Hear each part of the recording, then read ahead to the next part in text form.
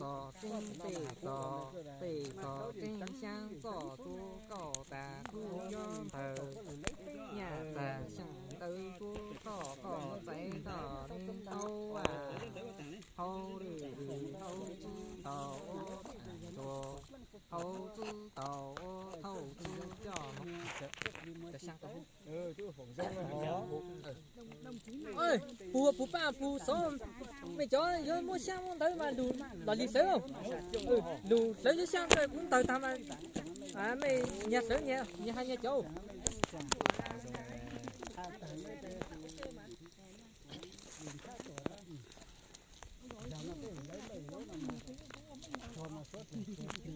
nà chị nà chị chú tò tinh tò tinh sang tò nó tà từ chú dầu thì tò quậy tò đi tâu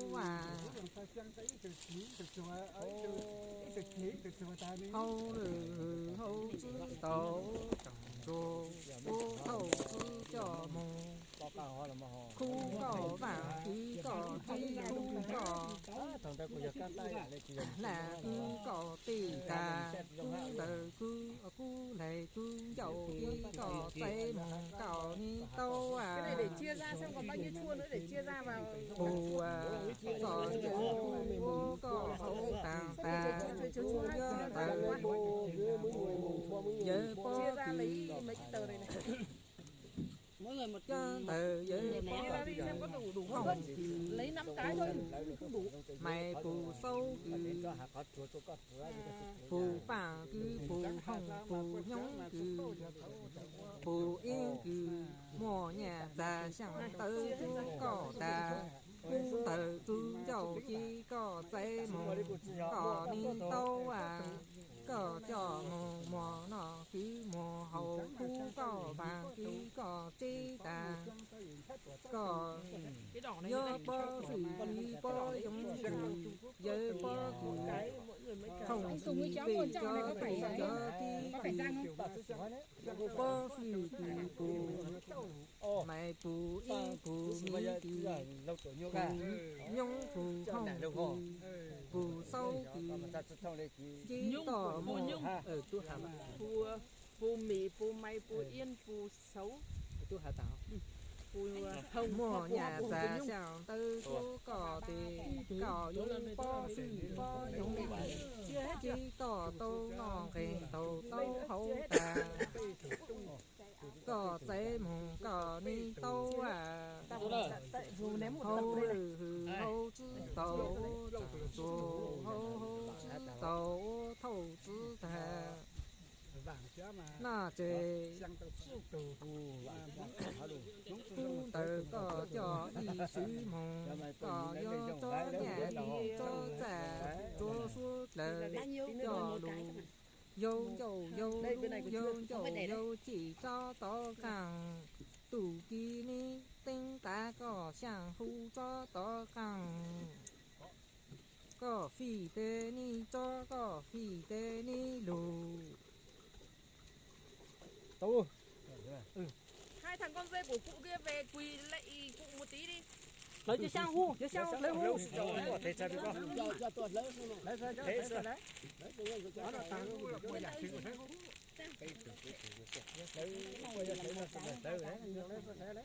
đếm xem 11 cái đấy đống này tôi mở 11 cái thì đếm xem đủ 11 cái chưa 2 3 4 5 6 chưa 7 8 cái này là mấy cái liền đấy đây là một cái này hai cái đâu mà cái này một cái khu có mà có tí chơi mà nó cái món nhà ta trong đây có mà sao nó có yếu bỏ phì bỏ gì để cho cái mũ tôi kia chỉ tỏ mà một cái dùng nhà cái tông chứ nó họ tao họ cái này một từ dùng thì cái này có thêm tiêu tao nó tao họ phải được sang hỗ trợ tất cả nó món mình nhẹ mình giải được có khu bạn kia bạn khu kia là chọn thành cái cái này ra đây đứng ra đây anh nhà mình đốt tiền vàng này cho cụ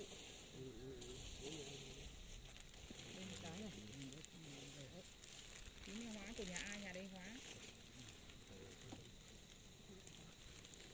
1, 2, 3, 4, 5, 6, Rồi thầy 7, thầy 8, 9, 10. Thế thì thiếu một cái ấy đâu nhỉ? 1, 2, 3, 4, 5, 6, 7, 8, 9, 10. Thêm một cái đâu? Anh Sùng. Anh Sùng. Sao giờ lẫn hết thư lửa? Thiếu cái lúc. Cậu đi mà thiếu. Đó, đây. Đây. Đấy. Đây cái này. Cái này. Nó cậu y này rồi.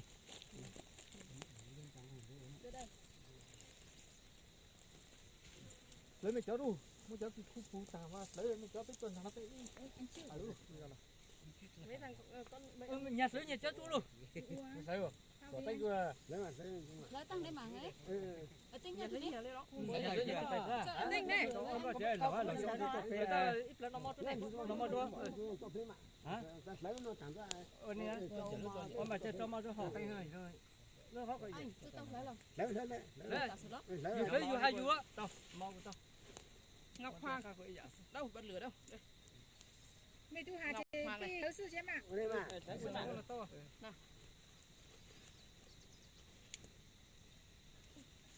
Ôi chả biết bật đâu anh Tuấn ơi. Đây em đặt. Có quấy hình đâu mà biết bật. Ngọc. Ngọc đúng không? Nó cho thần thos mà. Hoàng Băng là tốt.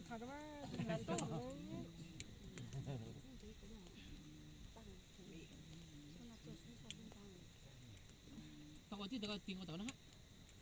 Mày. Nó là tôi nó chụp. là nó mà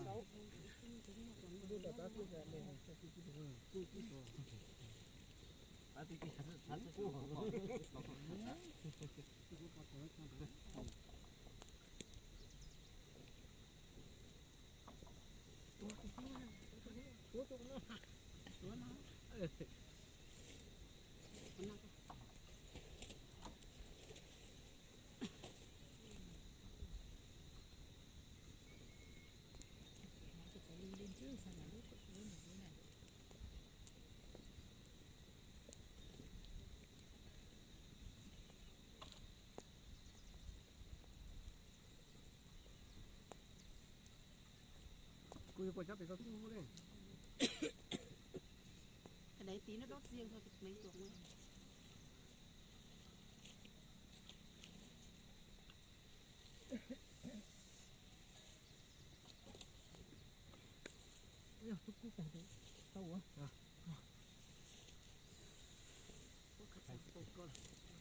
Bây ý định sai sự bây giờ chỉ bảo hà thực sự mà vô cháu mày cho tiền lòng ha cho cứ tiêu.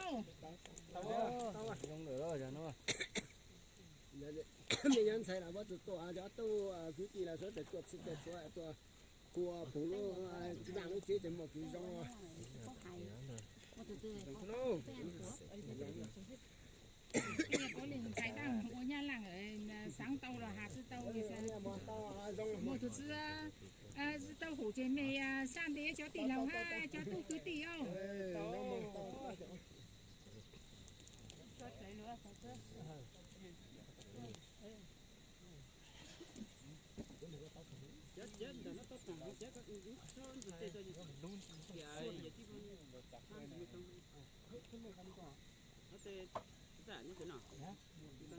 nó tỏ nó Cái này không không hóa vào đây đâu mà cái này đốt hết mà hết đốt hết ra ngoài.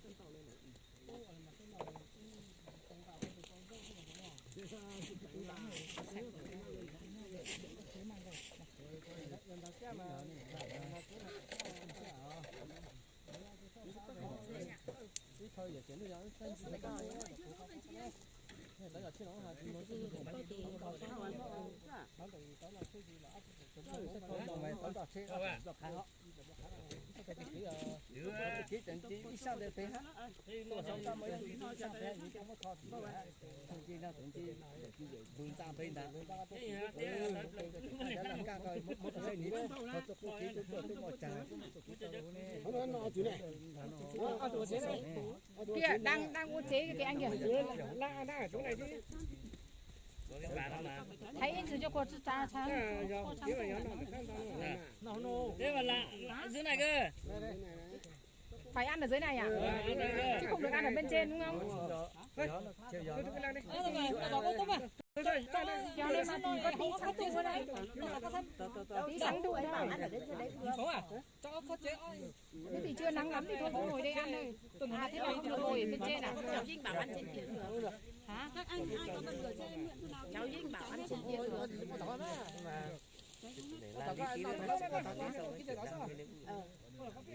Đấy thế thì phải làm lý làm cái gì thì cứ làm thôi. Cứ làm đầy đủ xong hết rồi là hãng ăn. làm đây là mình làm lý mua cho khỏi hỏi mình áp hàng ngày mà cái mà tôi chụp hình là cháu toàn ra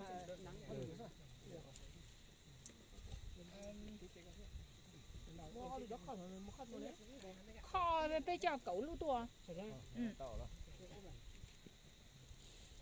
Ôi tiếc thế cái nắm rau dớn lúc nãy hái xong chả mang về.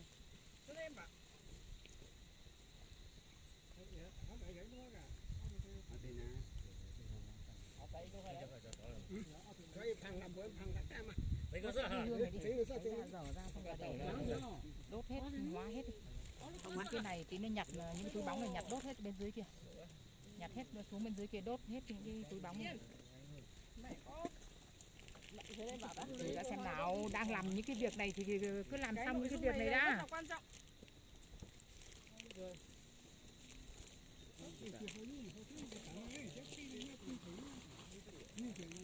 Tao biết rồi. Kho này phủ cho nó kho là bùa mới kho thế đấy. Mua tặng cái máy kho rồi này. Là hai Nhá à. đấy là Một người tới vào tôi trang nó bây giờ. Bây giờ thằng cả rủ nó, cái thằng cả rủ nó. Cái thằng cả rủ nó.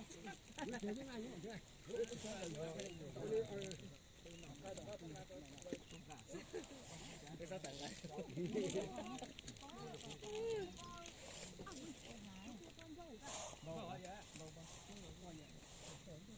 Nhớ chuyện ní.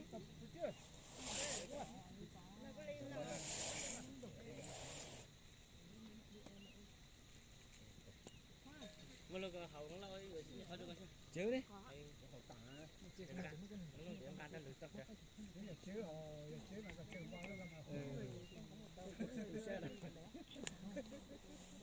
Giờ đây bảo lúc ta thì sáng ấy luôn á. Chứ ngủ chơi vào lúc con cùng vừa nhỏ đó. Lúc còn thấy tôi bò. On thì đâu rồi. On thì đâu rồi. à bên thì plong rồi plong thì này Cô là giờ mà chơi cùng ngủ. Cái sếp bên kia. Đó. Cái sếp bên kia. tàu nè À để nó bớt cho nó tao tàu nè chứ muốn để tàu nó nó xài lên mi tôi sắp nó Nó ít plan để có nhớ thế. tao mà để tàu nó đó tuần sáng họ cho nhớ xong rồi không biết xong rồi hay có đó nhau tiền rồi Cái gì cái nhìn trái chú nó chứ tôi tay tôi Xa tròn nó này. Cho nó con xây vô cái 오늘 뭐 잠못 하면 또 배가 nhau rồi á 오늘 뭐 đây giờ mà là hú sướng chỉnh chỉnh đấy giờ chụp lo mà tay mình ăn chỉnh chỉnh chứ Tôi ăn rồi to. cái chuyện là qua thế nó tự đi có giờ chết đại xong còn một đó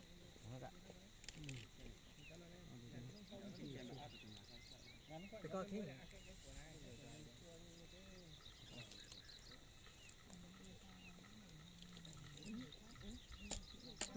con tới thì một cái nó xa ho con đi qua trời ho anh chỉ là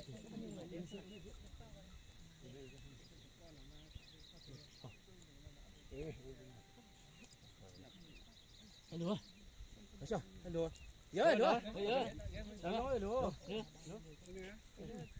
nhớ đùa bé tụt bé còn nó cũng tập thế nào tao cũng nó cũng tập thế quần lẩu hả ta mình tuần nó đó rồi nó cả tuần cả cũng để tập nó tập phải cả không giống ra rồi cái thằng được phu tôi hay này cái này tập phải giờ mấy thằng con dê của cụ về đây để thằng thế mà giờ có gì chắc thằng nó vậy để máy này chơi nó chưa thằng gì tao nhanh nhanh tao có thể chết rồi về để cảm ơn đây này anh Tích đâu rồi con dê của cụ rồi về để cảm ơn cứ nhìn thấy người ta làm thế nào thì mình làm thế nhớ có lúc thằng rồi này bố làm sinh hoạt chết đi có cái hộp ba bút chết đứng đây để phê đấy xin cho nó nhà tạm mấy cái gì cho nó thói lưu cho nó có nhớ cho bây giờ sinh rồi cho phụ nhà đi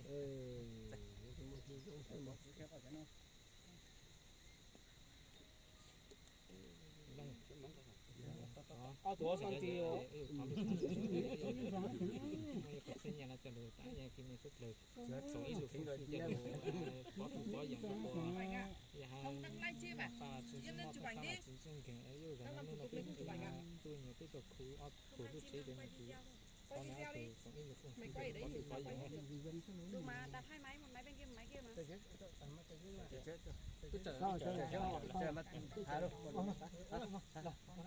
em đi cho cái xe đằng sau nhé nhưng mà dùng hai gì trong rồi nhà thọ mẹ ở tù làm môn đầu ấy nó ô kỹ đầu nó toàn được cái khu lưu trí thế nhà hai thì sẽ có thuốc rồi chế nó khu của xong rồi thọ mẹ ở tù đầu lúc tháng rồi một thì hôm nay tụi cháu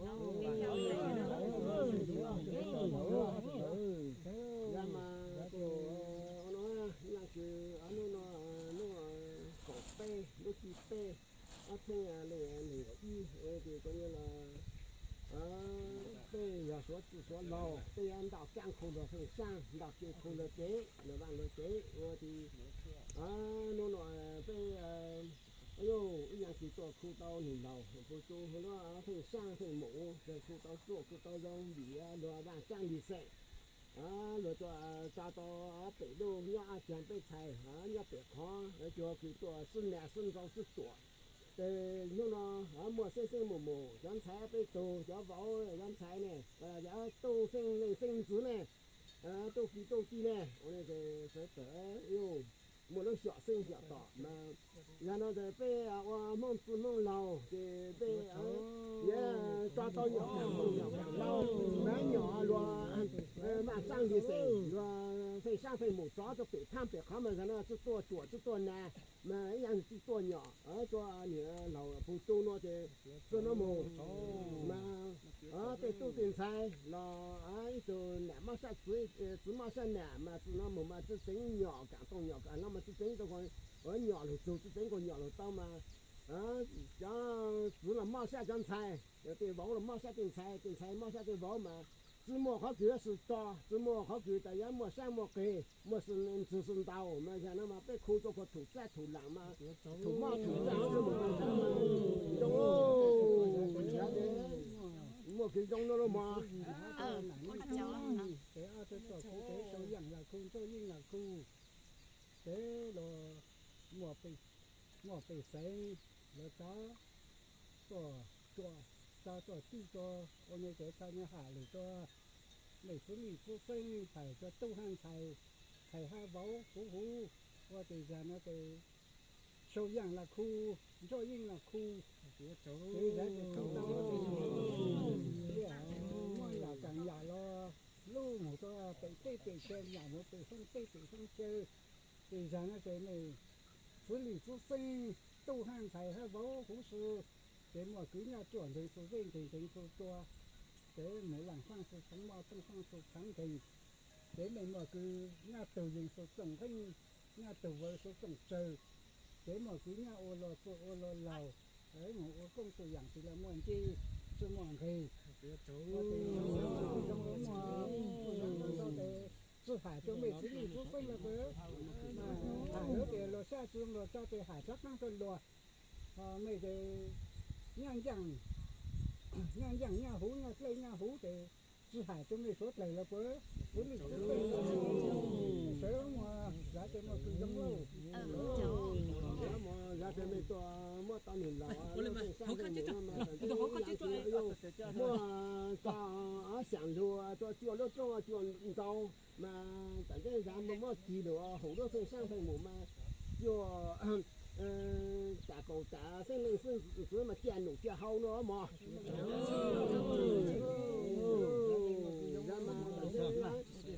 tôi mẹ sinh linh sinh thì mày đi tàu mà tới từ nụ lon thì hắn mà tới từ nụ sáng nữa đấy sớ đâu mà sớ mà mà tụi hậu nhưng hậu thì nữa khó đọc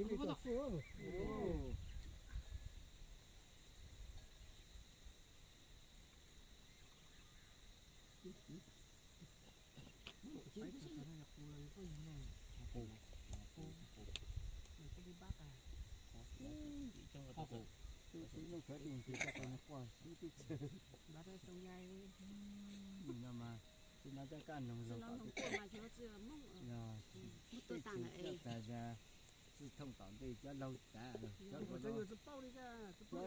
rồi thì nó mong khai thì nó tôi mới sợ đâu cái dạng cứ ở bên nhà phụ chỉ mua hà tôi mới làm ba cụ tỷ mà sợ rồi nhau rồi lẩu á sợ rồi nhau nó hậu trong mà nó nó phụ lẩu chỉ mua mà cái hà đấy tôi mới tao sợ rồi nhau rồi lẩu nhau nó hậu trong hà nó hậu lẩu ở nhà thùng ra thùng làm thùng ba thùng ra mà nó mà bây giờ cho mẹ từ lâu là trong lô mà cái linh hầu ốc hả đó hỏi không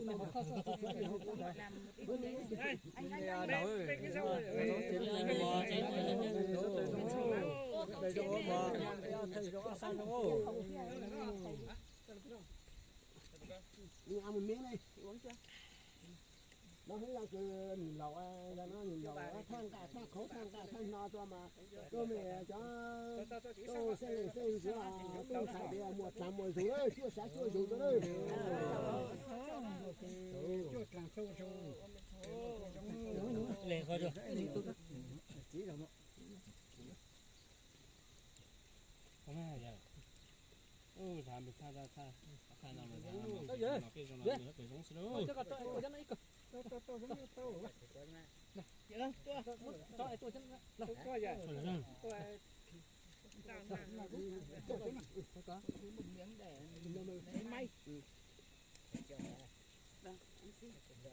nó ít cơ anh đã làm mấy thịt gà chưa?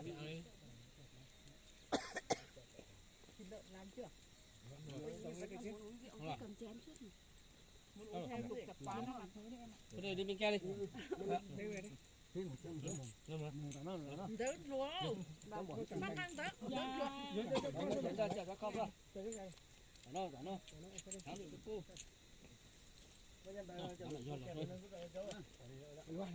rồi đấy nó cái